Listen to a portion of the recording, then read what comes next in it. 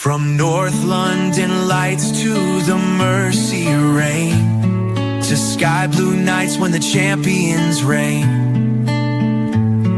Three voices rise when the whistle blows. Same beautiful game, different colors we chose. Football is life. Win, lose, and argue all night.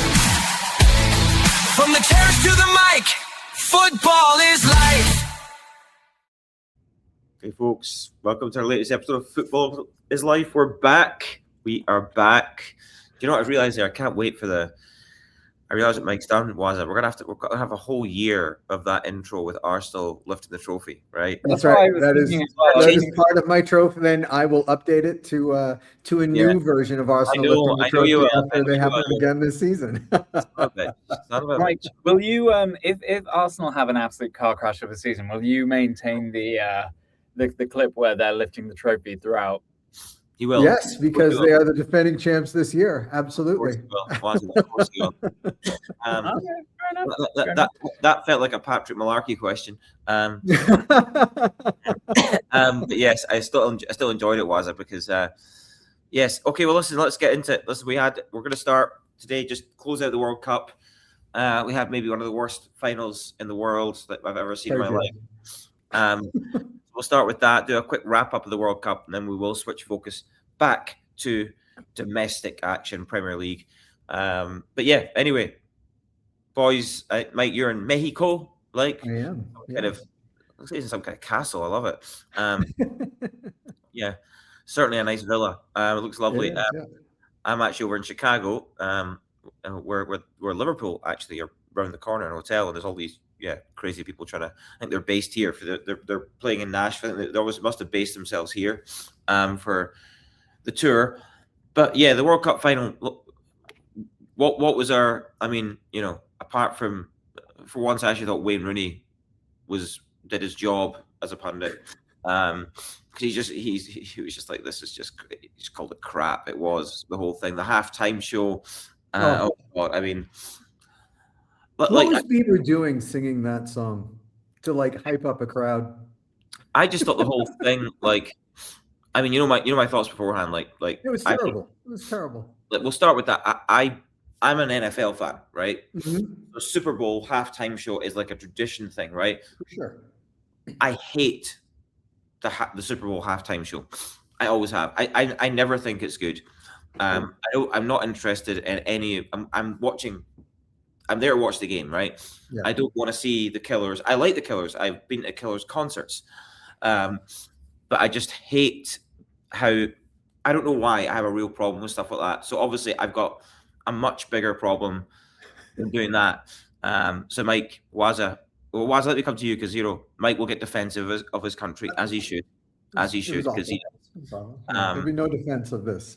It's indefensible. Did the Americans ruin? Are they just trying to systematically ruin football and commercialize football? I think that if America gets the World Cup again in the next 20 years, I would point to corruption on a different. I think is there not? There is no European or probably even South American or any actual football fan that went, you know what, we need a halftime show for 30 minutes. We need all of our players to lose all of their momentum and focus and give us a really terrible second half and basically just play for extra time. Because that's fundamentally it, right? When you are a player and okay, after 20 minutes, I'm going to have another 5-minute break. After another 20 minutes, I'm going to have a half-hour break. After another 20 minutes, I'm going to get another 5-minute break. And then we get extra time in the most important game of their career at that date. Yeah. Why would you not just play the most defensive stale football throughout the entire thing when you know that there is no way that you will ever generate enough momentum to do anything reasonable? Such a stupid thing. I can understand it for NFL. I can understand it because it's a very stop-start sport. It's got a series of plays. It's a tradition. It's a tradition as well, right? So it makes sense. But it does make sense. I can get it. You can logically insert a halftime show. This doesn't work for football. It doesn't work for football at all. Unless there is a guarantee before the actual World Cup. I also like the fact that it's in America because it then grows the sport. And I've always thought Americans should do so much better on the world stage. And they're such a sport-hungry nation. Like, I really want football to succeed there. But the thing is, I'd only be happy with it going there again if the concept of a hydration break doesn't exist anymore. And this nonsense of a halftime show never exists again. Like, it was just made my blood boil. But I was so happy to see the end of this World Cup. Yes. Mike, what do you think about the game itself? It was awful. We talked about it on the last show, right? Like, Spain's defense is suffocating. They were a better team, and it was stale and boring and just.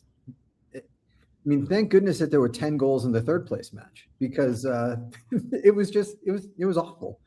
It was 0 shots for Argentina in the first 90 minutes. Yeah.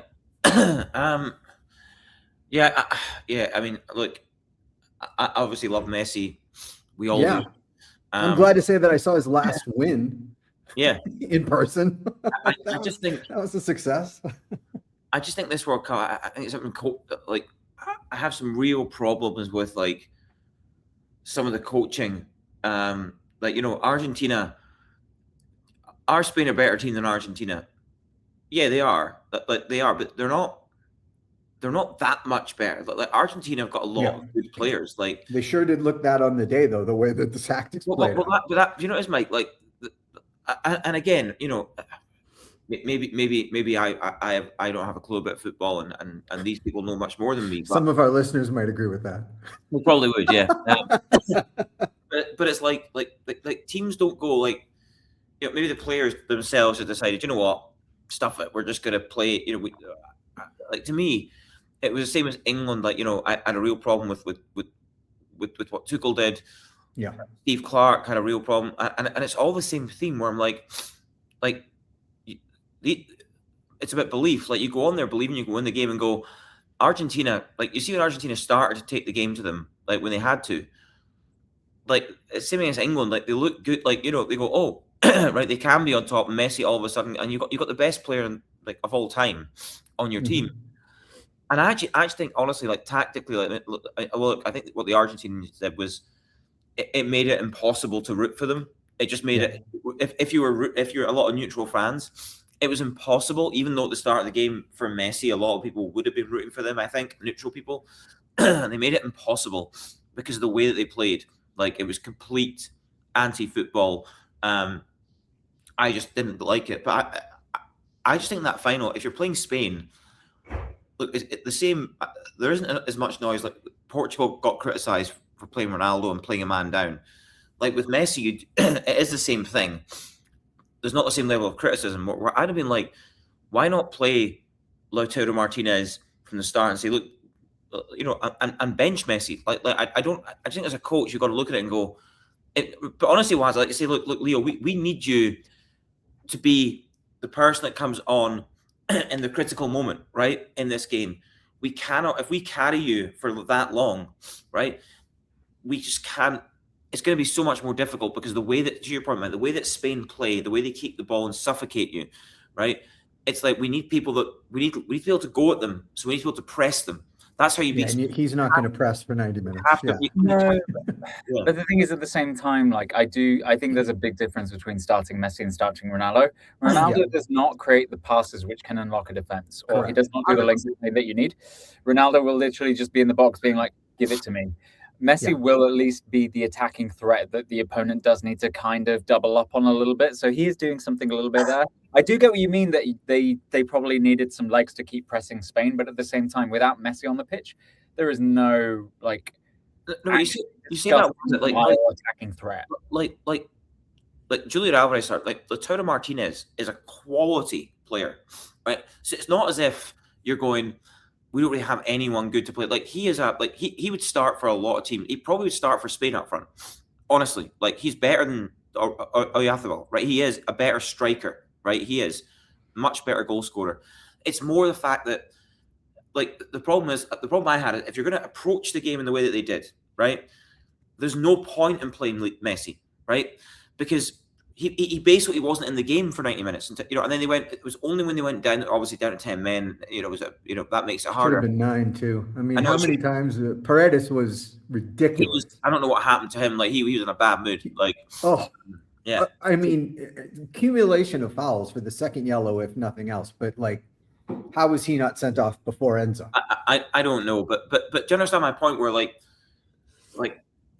it doesn't make sense to me if you're going to play that way. Like it just because he's not in the game because you don't have the ball, right? You can't get out because the way you're playing. So the only way you can do it is you've got to win the ball off Spain higher up the park, right? And I just think there's been a lack of, and I look at thematically like in this World Cup, like a lack of courage or even just a lack of like understanding of the game. Like it's so clear to say like if you're going to approach it that way, like it doesn't. You've got to be brave and make big decisions. It's the same with England. Like I said, they were like, oh look, like the problem England had against Argentina was the opposite. It was like, well, Argentina, like bringing on defenders helped them because you sat deep. What they did is they loaded their midfield. They didn't load the ball. They were loading the midfield to get the ball and control the game. And I just don't understand how these coaches don't see this, right? And understand you knew how Spain are going to play. And it just seemed like if the plan was to scratch and claw your way, like you don't need Leo Messi to do that. You don't like because you really weren't there. They had no threat. Like not even I can't remember remotely like being on the edge of my seat and going, oh, like not anything, right? And I just think if you'd benched him and decided we're good, no, you know what, we're going to try and even if just say right, I just want to stay in the game, bench him, have guys that will run and do the doggies and they'll be knackered just to stay in the game, keep it 0-0, then bring him on when they're tired, like bring him on in extra time or bring him on with 20 minutes to go, like to be the difference. But I just look, it's impossible to like what they did. It was a horrendous. And next level shithousery as well. It was, but also like Spain didn't do enough either, in my opinion. Like they weren't brave enough either. Honestly, I think they were honestly just probably given the direction of do everything you can to one, not concede, and two, not lose your shit and go a man down for some reason. That amount of discipline, being able to play exceptionally well, not concede against Messi, and also not concede a yellow card, that's hard. Like Argentina, especially the way they were playing. They just went out for violence. They weren't playing football. They were playing MMA at that point. Like the thing is that when you are playing against a team like that, the amount, like I had this when playing rugby at school, like whenever you had a team that was just going out for violence rather than any actual play, the most difficult thing was to still execute all the plays, still make the passes and the tackles all in a way that you're not getting penalized either. You can't stoop to that level, and that requires a different level. I agree. That's fair for sure. Because it was, I mean, from the first moment on, it was clear what Argentina's tactic was to unsettle and try to disrupt that way. Yeah, but was I not happy to see Rodri getting his flowers? To be fair, Rodri was the player of the tournament. He was just immaculate in every single game, and it feels like he's kind of I think the thing that I like the most about it is that I feel like he's slowly getting back to the way that he was when we won the treble. And when you also chuck in someone like Elliot Anderson next to him as well, I think that becomes a really, really strong midfield. Like, don't get me wrong. Yeah, I think our fullback positions are still a bit weird, but I think I would say, and I have to be bullish now. I have no reason not to be, but I think that if Elliot Anderson kicks on, I don't understand why we can't win the league this year. Oh wow, glass half full from Wazza. We'll transition to that in a second. Mike, do you think was Rodri the player of the tournament? Was he? I mean, I don't think he was. Hard to argue. Well, I mean, one of for sure. I mean, they conceded one goal in the tournament. And they controlled the game against everybody. They shut down Mbappe and a high-powered France offense. I mean, I guess he wasn't the electric player of the tournament, right? Like, I mean, that's not his job. But he, in the same way that he has for City for so many years, like the game flows through him, and they didn't lose. They conceded one goal. Like the only game, I actually thought he only had one outstanding game against France. Like he was outstanding against France. Like he was the best player on the pitch against France. My issue with it is, like, I think Fabian Ruiz is the most underrated midfielder in the world. I've said that for years now. I think he's absolutely fabulous, like fabulous. And they've got Gavi, they've got Pedri, like they've got, I mean, obviously Zubamendi barely gets near the team, Mike, right? He's also a really hopefully good he won't be getting a lot of time on Arsenal either. yeah. Well, I think he's a good player. I like. I actually think he's a good player. He is howler prone. Yeah. I know you Arsenal fans are like that, but I just think, honestly, I think Rodri had one outstanding game in the whole tournament. Like, and listen, Waz, I'm not like, because to me, I go player of the tournament. Like, who's the player? To me, when I look at that, it's the player that made. And look, I don't want, I would rather an English player doesn't get it, but Jude Bellingham had a better tournament than Rodri. Like, there's no debate in that, in my mind. Where 100% there is debate. There's not. No, Jude Bellingham grabbed games and dragged his team through games, right? Individually. Like, so to me, because the player of the tournament it's an individual. Right up until they got 0 touches in the box against Argentina. Yeah, look. Again, you can have games, but the problem is, man, you look at the whole tournament and say, like, who, to me, like Mbappe is the other one, and go, well, he had an electrifying tournament, right? Well, and that's it. Like, I mean, that's why I sort of qualified it with it wasn't the most electric player of the tournament, because that wasn't his job.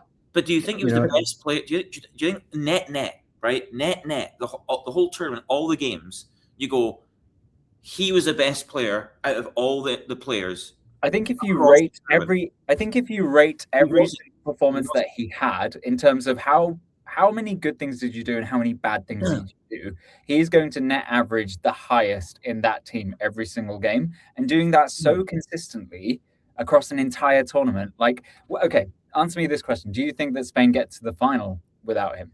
Yes. No, I do. Do you know really? Wazza, I genuinely, like, and that's my other point, right? It's like, if his best game was against France and he doesn't play France, then does France not get to the final? No. No. Do you know why? Do you know why? Let me explain to you why, right? The reason France don't get to the final is, again, I go back to this tournament has been, for some of the big teams, has been, it kind of makes me go, like, it can't be that hard to be a football manager, because it was so honestly, Mike, but it's so clear, right? When you play, what I like about the French team this tournament, that I've been very critical of France previous to this, because I felt under Deschamps they were very mechanical, right?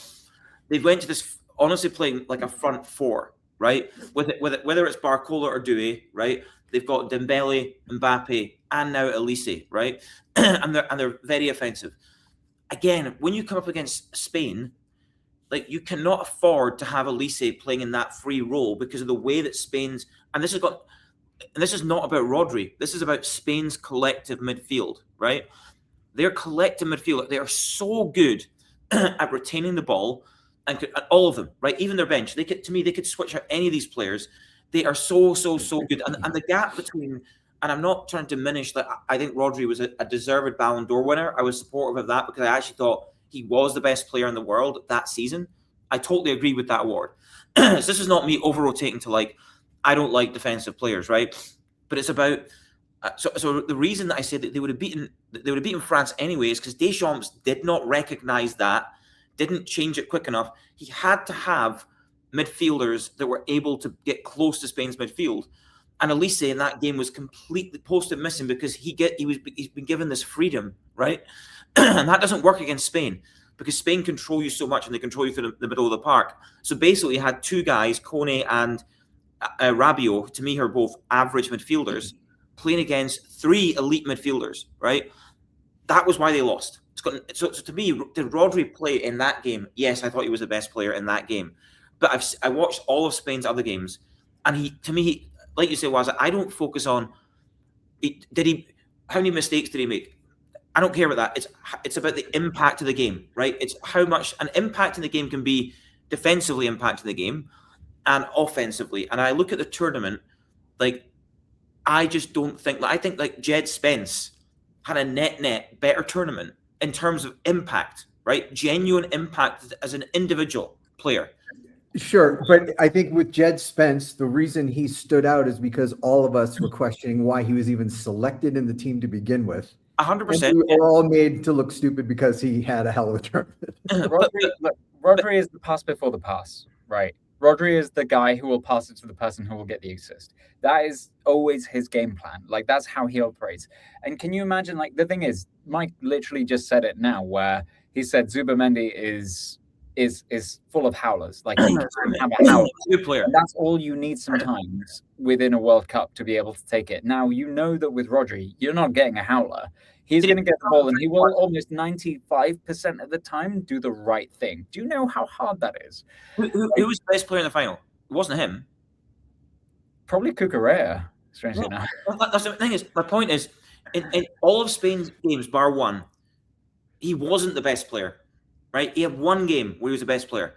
So you can't give, like, to me, that's... He is in the top 3 performers in every Spain game, where other Spain players were not in the top 3 performers in every single game. And he's consistent, but again, in terms of impacting the game, like really impacting, like against Argentina, like he didn't do anything in that game. He didn't do enough for me in that game. Not just him, other midfielders. Spain's midfield didn't do enough in that game, right? Because they were so on top, and then Argentina going down to 10 men. They didn't do enough, right? So I just think like Jude Bellingham had honestly like a superhuman at times. It reminded me of like Gerrard when he was dragging us, right? And I just think it's such a lazy. I hate the laziness of these awards. It's like, well, what is it you're awarding here to go? We just want to give it to the player of the team that win it. Well, that's just lazy. It's like the best player off. Look, sometimes it's like, yeah, Mbappe is the best player. France win it. He scores 15 goals, and it can be easy. But like to me, Rodri just wasn't net in the tournament. There is no way he was the player of the tournament. Like for me, no way. There were other guys that did way more. I understand that you're focusing on clutch players quite a lot. Like you're focusing on the players who had those clutch moments quite a lot. But the thing is, Spain do not get to play that style of football without Rodri. It's like City can't play that. We have seen in the past 2 seasons where City don't have Rodri, they do not get to play the style of football that they actually want to because they don't have someone like Rodri conducting everything. Well, the stats would tell you that Fabian Ruiz is more important to Spain than Rodri. He's played 50 games for Spain, and they have never lost when he's played. They've lost when Rodri's played. Sure, but at the same time, just because that's like saying David Raya is like the reason that Spain won the World Cup because he was on the bench in every game. Like that's just factual, mate. That's because look, I remember there's a stat with Man City where like when Rodri plays, he got the Ballon d'Or. Like the difference he makes. So you can't like it for one thing and ignore it for another thing. So to me, like I'm not saying Fabian Ruiz is crap. I'm just saying that Rodri is more important. But the stats prove it out. And do you know the last team to beat Spain were? I was there, fucking Scotland. Was it Scotland? 2-0 at Hampden, mate. Scott McTominay double. Get it right up, yeah. Oh, was it? Oh no. I was thinking about the statistic in like actual like games that matter. And do you know who played that game and cried like a baby after? Rodri.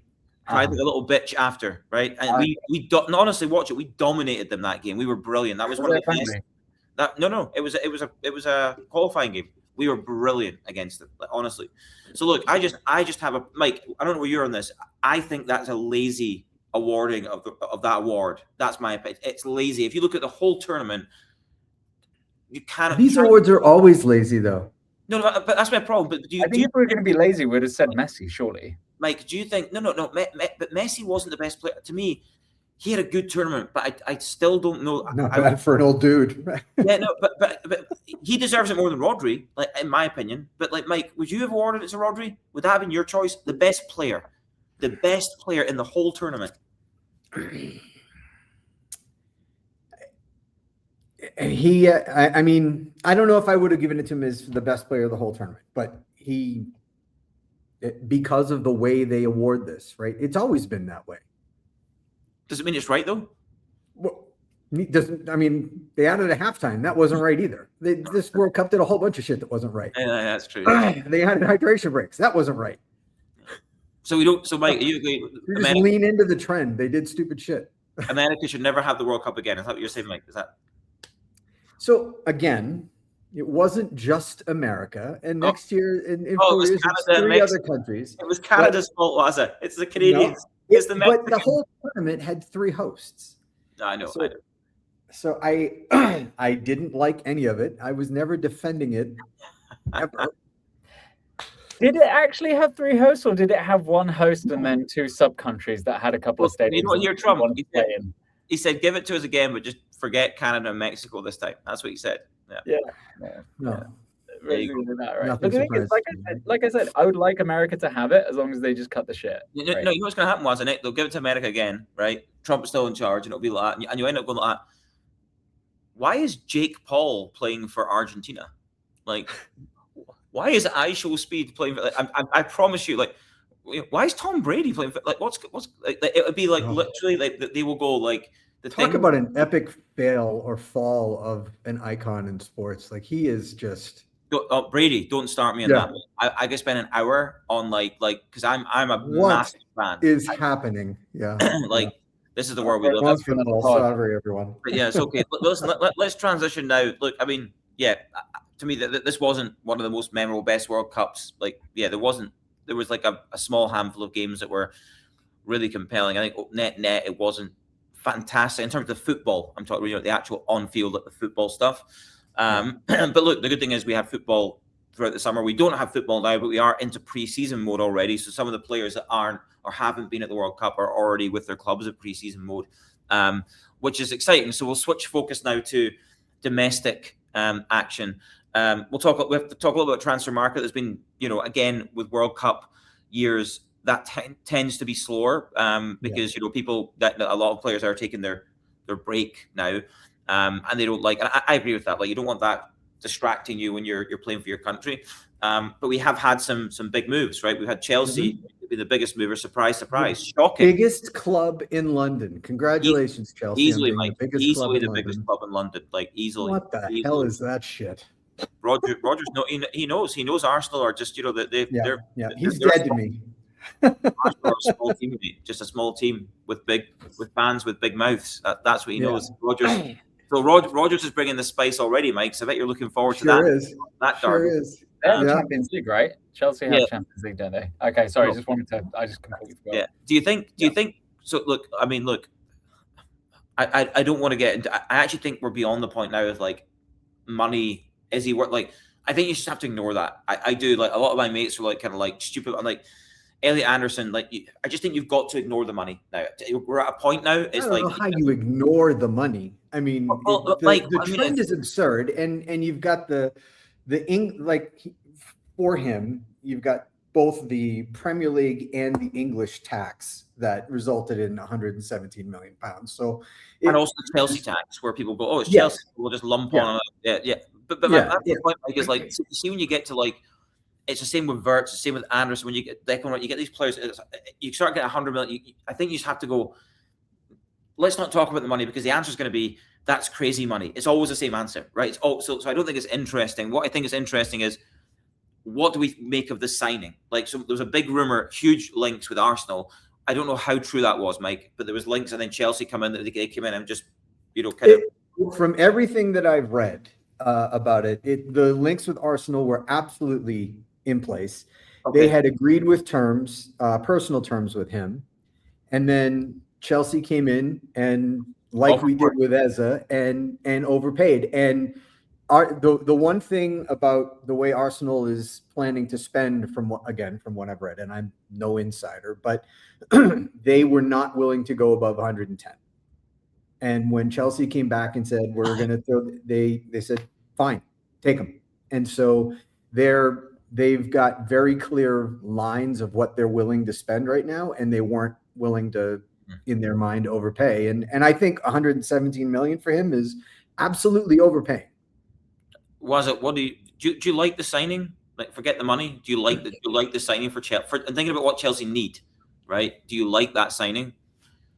Who else have they got? They've got Neto. They have Palmer as well. They have João Pedro. Like, I feel like they have enough attacking options. I don't know. Do they need they've probably got another 40 players that are on loan somewhere. But yeah, that's the thing. Like, they have a lot of players. But it's more Wazza. Like, having watched Rodgers, look, I know he can play in the left, and there's a versatility, right? It's a bit like Morgan Gibbs White, right? You got to play across those kind of three advanced. He's an advanced midfielder, right? Across those three. I just think, like with Palmer, he must be playing in the left. Like I'm assuming Cole Palmer is going to keep his place in Chelsea's you would team. think. Yeah, he's certainly well rested now. Yeah, and I prefer Rodgers in the 10. So I think I'm a big Morgan Rodgers fan. Like I think he's a fabulous player. I really like him. Like I really do. Like I think he's been consistently good for a couple of years now. So I think he's proven it for a good amount of time. But yeah, I am trying, because I know Alonso plays like a 3-5-2 with wing backs. So I'm struggling because of that. If that's the formation and you have wing backs, he's not going to play wide. And then I know that there's a 2. Does he play up with Joe Pitt? Like, I think he'll adapt. I think that with the people that he has available, he will adapt the system to an extent. It's more so the style of play within a formation. It's less about the formation. I mean, I was just looking at the squad of attackers now. It's pretty underwhelming, actually. After you have Neto and Cole Palmer and João Pedro, there's actually just a load of trash. Like, you've got Garnacho. Estavio, like... Oh, he's gone. He's a Villa. Garnacho's gone. By the way, another, like, honestly, I don't think the transfer of a player has upset me more than that little rat, right? And it's just like, I just wish clubs would go, like, stop paying him this sort of money. He doesn't deserve it. He's not earned it, Mike. He's not earned it. Like, what do you do? He's just been a little shit everywhere he's gone and done nothing, right? Yep. And I just cannot understand why clubs will keep paying. I'm shocked. I know Steve on. I'd love to know Steve's thoughts, because I just think he's a bad egg. Like, that is a downgrade for Morgan Rodgers. Oh yeah, Mike, even from Rashford, it's a downgrade. Yeah. I'm not a big Rashford fan, but it's a downgrade. They had Rashford for a bit. Like, oh my God, like I just don't. Yeah. I mean, look, maybe Emery is going to be able to turn him around and get him pointed in the right direction. But Jesus Christ, like I can't believe he's got another transfer to a good club. Like, see if it's like, I understand about a lower down club, like, we need a winger, like we need to, because there's no doubt he has something, right? He must have something, but he's been terrible for so long now. That's not saying one. But I'd like to see Esteval get some more time. He's actually been pretty good whenever he's played. Like, it would have actually been good to see him get some more minutes, but is what it is. But this is the thing. Like, you look at that list, they've just bought a lot of cheap trash from before. You do kind of need Morgan Rodgers. I can actually understand that one a little bit more now. Like, he's a good player. He's a good player. He's proven, and Chelsea are actually kind of lacking on the right wing position. Yeah. Well, what about Man United? I mean, and Aston Villa, another one, like Yuri Tielemans, feels like a steal of a signing at 35 million for a player that I think is a little bit underrated. I think he's a really good Premier League midfielder. Like he is, he can contribute goals. He gets about the park. Casemiro's obviously left. Like, to me, that's a huge upgrade. I think he's a good player. Like, and I think they signed, is it Santos? Is that right, from Chelsea? Maybe. Andre Santos, right? Yeah, I think that's his name. Yeah, the Brazilian boy. They signed him as well. But maybe overpaid. They paid 50, 60 million. That feels like a little bit of a gamble, in terms of like not proven. Maybe they obviously see something in him. But Man United making some moves as well, and then you have obviously Elliot Anderson going to Manchester City, which you're obviously delighted about. I think he is a fabulous player. I really do think it'd be interesting to see him and Rodri and who will play in that midfield with them. That I think that's going to be interesting. Is it going to be Cherky? It has to be Cherky. I think the way that Cherky did play. No. I know that Foden hasn't played this World Cup, but I just don't understand what space he'd occupy. Yeah, like that's the thing. Like, I think we need to get rid of quite a few players, which we will. I think, like, as the transfer window progresses, I think we're going to do a bit of a clear out. I personally actually hope that Anderson's arrival is something that keeps Rodri rather than pushes him away, because Rodri's probably got like another good few years on him, right? But he's got 1 year left on his contract. Yes, and he hasn't renewed just yet. So I'd rather see Rodri stay rather than this be sort of a forcing function for him to get sold to like Madrid. But also, I really doubt Madrid, just because, can you imagine an Atletico Madrid player going to Madrid eventually? Like, that just doesn't, that's awful, right? Like, that's death in that city. So like, I don't know. I'm hoping that he stays because then I think that gives City a lot for the next few years. Okay, mate. What about Arsenal? So it's been relatively quiet. We made one left winger signing in Solis. Trossard's gone, right? Trossard's gone. Yes. Yeah. How do you feel about that? I felt a bit of a. I thought he was a good player. He was, especially in the last couple of seasons, he was more super sub than anything else, and made some major impacts in the last 30 minutes of matches, and loved his pace down the left. I mean, the left is where they're trying to solve for, right? And that's what Morgan Rogers was supposed to really do. And so I think they've got they have not been as aggressive as I would have liked so far, but they weren't very aggressive at the start of last season either. So we'll see. I mean, there's the clickbait rumors around a whole bunch of stuff. It's just like, kind of weed through all that bullshit, and we'll see. It sounds like Bruno Guimaraes is the next move, and they're preparing a £70 million offer to Newcastle for him. So we'll see if what Bruno happens. leaves Newcastle, they might as well just relegate themselves now and just start off in the Championship, losing to Nali. I know. Yeah. They'll have a whole bunch of money in a shite team. It's mad, isn't it? Mad. But yeah, I mean, I'll talk Liverpool briefly, but we've not a lot to say. I think Ariola's come out and said you're asking about, guys like McAllister and Harvey Elliott and Curtis Jones, because rumours of them all potentially leaving Liverpool. I know Szoboszlai signed a new deal, which is good news, but he said he's more focused on bringing players in than moving players out, which I think is the right answer because, but yeah, I mean, we I'm actually alarmingly not hearing a ton of rumors, honestly. That we're linked with Barcola. I'm not a big fan of Barcola. I think I think again, talk about a player you overpay money for. I think he'll go for a big fee, and I just don't think. Maybe I'm wrong. From what I've seen of him, I think he's a lot of flash. I don't think there's a lot of end product there. So I don't know about that. I don't know how I feel. I feel like you'd overpay there, but definitely concerning. I think Liverpool fans are all like anxious in terms of like, okay, we brought this manager in, like we need to support him, like with the Spanish boy winger. We signed him, but young player. But I'm talking about we also last season that there's gaps in terms of depth and quality in Liverpool's squad compared to the Arsenal's, and even I need to argue like obviously say like Chelsea in terms of like depth. Like we don't have that level of depth. So yeah, I think Liverpool fans are feeling a little bit concerned about the lack of like I don't know if you boys have heard. I've not heard a ton of rumors around like Liverpool linked with this player, that player. Like the Diamande links were there, but apparently he's chosen PSG during the World Cup. Whether that's true or not, we'll see. But yeah, definitely a little bit concerning from a Liverpool perspective.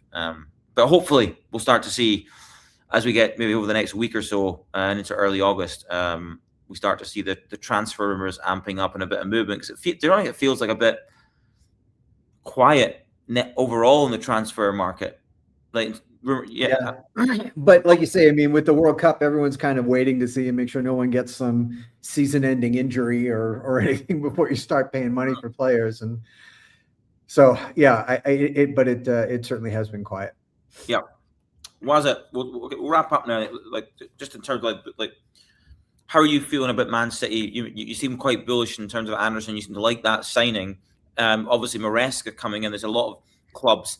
Chelsea, new manager. City, new manager. Liverpool, new manager. Right? Tottenham, pretty much new manager. But by the way, they've made some good moves. I love the Fernandes signing Tonali. They've made some good. Van Hecke. They've made some really intelligent. Robertson, really to me smart. It's really frustrating that they were so close to being relegated, and now they're going to. And now they'll probably like top 7, and it sucks. No, just because they're getting all the signings doesn't mean it's actually going to work. I think they'll be good. I think they'll be good. I hope you're right. But we were so close to not even having to look at them. And I know. Remember when they signed Van der Ven, Maddison, and then someone else? Yeah. And we thought, oh my goodness, they're going to be an absolute force because they've got so many good players. Oh, Richarlison. At the time, Richarlison was good. Yeah. And then they hobbled to 14th or something stupid like that, right? Yeah. Like, they're still Spurs. Come on, let's slow down. City, I feel confident. I feel like Maresca is not the same as Pep, and no one is going to be the same as Pep. But in terms of style of football, like it's similar-ish. So I think that like not rocking the boat too much in the first season is a good thing. I think that if he just tries to implement what City know, like a lot of the City players know how to play already, which is what they do, and they also know Maresca as well, I think we're going to be fine. Like, I would say that, I don't know, I would definitely put us up there as title contenders for sure. Okay. Really, I love it. Love the spice there, mate. I love it. Yeah, I mean, I guess Maresca's somewhat. I don't know if that's spice. Well, no. For Wazza, for me, I'm the most just because he's glass half full on this. Okay, fine. Yeah, I'm actually optimistic for once. Yeah, like he's leaning in, Mike. He's leaning in, so it's spicy for him. But yeah, I mean, look, Maresca is a fall will be harder. Yeah. He's somewhat of a known quantity as well, right? Well, I think that's probably why you feel like that transition. Obviously, Areola is going to change a lot of things. Alonso's going to change a lot, so like there's going to be bigger changes in terms of system, in terms of culture, because it's, whereas it feels like Maresca is a disciple of Pep's, did reasonably well at Chelsea, like did okay, I would say, and then obviously this apparently got pinged by Man City, and then it was like his head was out the door. So it's hard to really give him a fair assessment based on his time at Chelsea. Like some good things, some things that look not so good. But yeah, it's nice to see you looking optimistic about your team for a change. Whereas I think for me at the moment, I love Areola. It's really hard, I think, for Liverpool fans to get excited or believe until we see how the manager is going to be backed, because that's tough for us. And then, Mike, you've got the stability. Right, so I take it you're feeling. Yes, we have the stability, but we also there are a lot of players who may not be ready for the start of the season. Well, that's what I was going to ask you next. Saliba, Rice. I mean, we've got Coventry to start, and then we got Villa, and then friggin' Chelsea, game 3. So, and it's at the Emirates, so it'll be a warm welcome to Morgan Rogers on that one. But so I think. The start of the season is going to be pretty important, and that's why I'm a little bit. I would like to see some more signings. There's rumors of John Stones to just try to shore up the center back position while they're waiting for Saliba to come back. Imagine that Arsenal signing another center back. Wow, I know. Yeah, well. When the number 2 in your pairing is not likely to be available for the first 4 or 5 weeks, I think you got to do something. Right. We've also got 400 other centre halves that could play. Okay, yeah. Well, when you saw that when those two didn't play together, it was not as solid as it was. So the solution is City's 5th choice centre back that has been injured for the entire year. Apart from playing, I know, saying a guy that's never fit. That is. Chef's kiss. I love it. It didn't say that they had signed him. There's rumors out there. I would love that. So I just yes, the stability is key, but even within that, there's a lot of fatigue and injury, and hopefully Saliba doesn't need surgery. Right now, it sounds like he needs rest and not surgery, which would be good, because when you just don't want to be operating on your back if you can avoid it.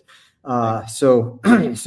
Yeah, we'll see. But I do think that there's some signings that need to happen here to just shore some things up. Fair. Can't stand still in this league. What's that? I said you can't stand still in this league and expect it. You've got to continue to up level. Yeah, and I think that's in terms of the Trossard thing. You go. I think that's kind of like you go. Okay, I like the fact they're making moves. The challenge is sometimes you got to get those right. I think that's where you introduce some risk. So obviously this boy from, I think it's Bruges, they signed the winger, apparently a very exciting player. That play, I don't know if he played in the right or left for Bruges, but I'm assuming it's the left, given the fact mostly left, yeah. And Madueke, because but yeah, okay. Well, look, let's hope next time we talk, lads, next week we've got a lot more rumors. If not, we'll just start a bunch of rumors, right? We'll just start throwing some shit out there, see what we can do. So we got Holland to Arsenal, yeah, right. Yeah, exactly. That's it. You'll be fine, mate. You've got big donkey up front. But yeah, no. Well, and we also might get to see some of the preseason. Like I said, America, they're playing in Nashville, I think. They're playing Wrexham in New York as well, so they're doing it too. So you start to get some of these games that I know they're not super competitive, but you just start to maybe get to see. That's always more exciting when you're watching new signings play for your team. Yes, so fingers crossed it picks up. But enjoy the rest of your weekend. I'm going to go and get my morning Dunkin'. As you know, Mike, it's my routine here in America. I love Dunkin'. Nice.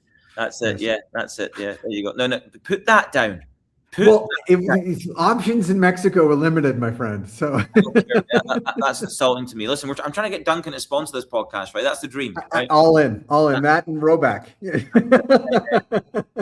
But yeah, listen, boys, have a good enjoy your weekend. I know not a ton of sport going on, but yeah, try and enjoy it. This is like the dead season now. We've got like 3 or 4 weeks to just sort of trudge through here before. At least the weather's good. You're in Mexico, mate, so you can't complain. Yeah, it's beautiful. Yeah, I bet. But have a good weekend, boys, and see you next week.